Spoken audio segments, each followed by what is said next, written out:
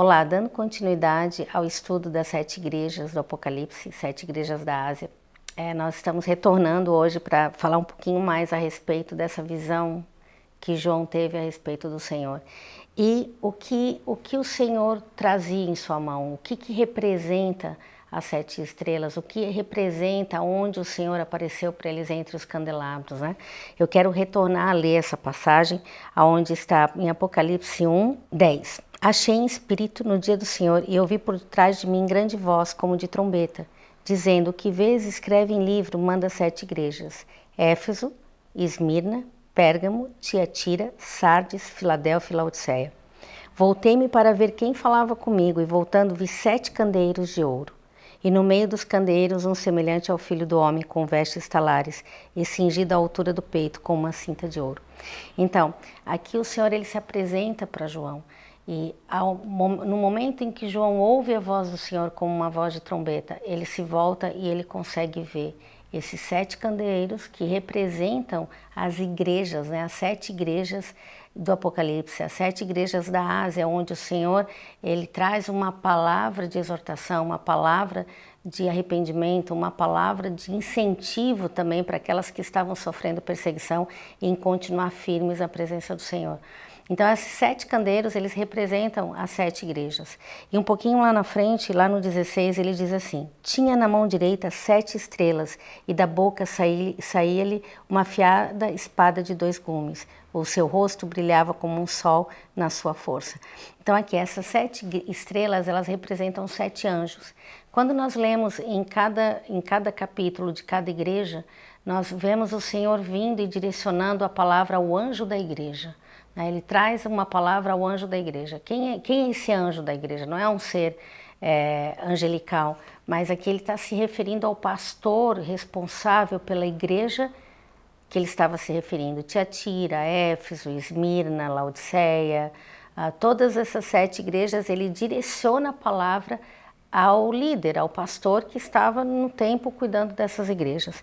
Então, aqui essa visão de João, ela é tão forte porque o Senhor se apresenta, mesmo diante do sofrimento dele, mesmo no momento onde que ele poderia ter pensado: ok, a igreja está sendo perseguida, eu fui perseguido, eu estou passando por um tempo de destruição, eu estou vendo a destruição, eu estou vendo a perseguição, mas a fé e a esperança de João era tremenda, né? E o Senhor encontrou no coração dele, encontrou a confiança de trazer a palavra para que ele pudesse escrevê-la e passasse para todas as igrejas, que vem até nós hoje. Tá? E o que nós temos a ver com essas 7 igrejas?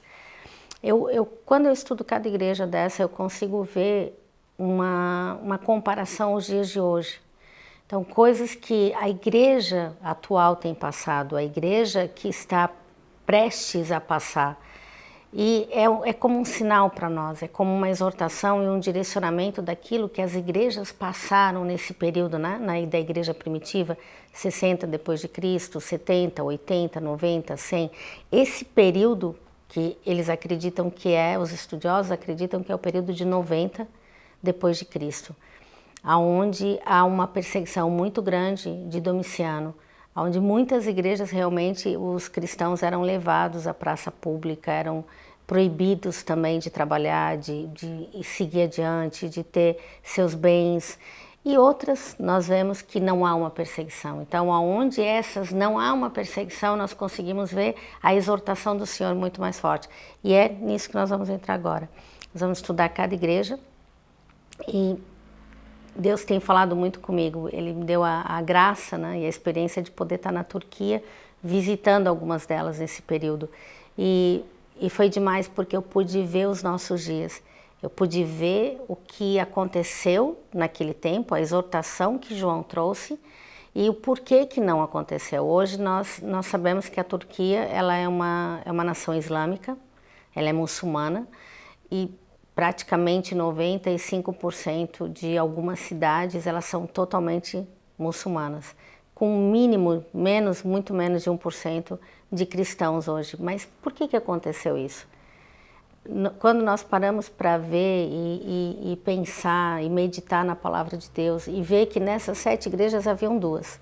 Esmirna e Filadélfia, onde elas foram, sim, exortadas a permanecer onde elas estavam, permanecer da forma como elas estavam se comportando, porque elas estavam caminhando da forma correta. Elas não são exortadas à mudança, mas elas são exortadas, elas são valorizadas e elas são incentivadas a permanecer como elas estavam. Por que essas igrejas hoje não permanecem? Por que elas não continuaram adiante? Eu vi claramente a falha que a igreja teve, a falha que nós temos de tempo em tempo, em que nós não conseguimos parar para analisar, porque a vida ela corre, a vida ela é rápida, as coisas acontecem de uma forma tão rápida nesses últimos 10 anos, que muitas vezes nós não paramos realmente para pensar do que nós estamos fazendo de certo ou errado.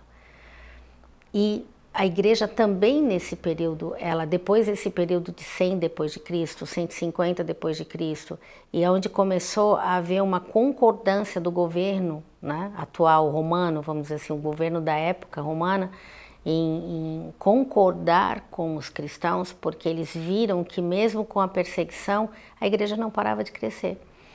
Então, Constantino, ele viu a necessidade de se unir à igreja e se converter e trazer sim os seus dogmas, né? Trazer sim seus ensinos, incluir e não excluir, não parar, vamos dizer assim, os cultos pagãos, mas incluir dentro da igreja e fazer uma união entre o culto genuíno e sincero a Deus e suas festas, ao culto de pagãos.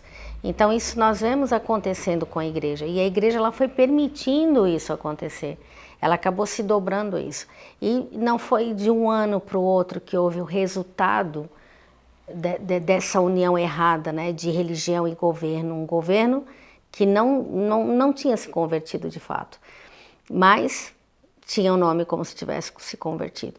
Então nós vemos essa união causando algo muito sério dentro da igreja e deixando com que o povo ficasse completamente dormente.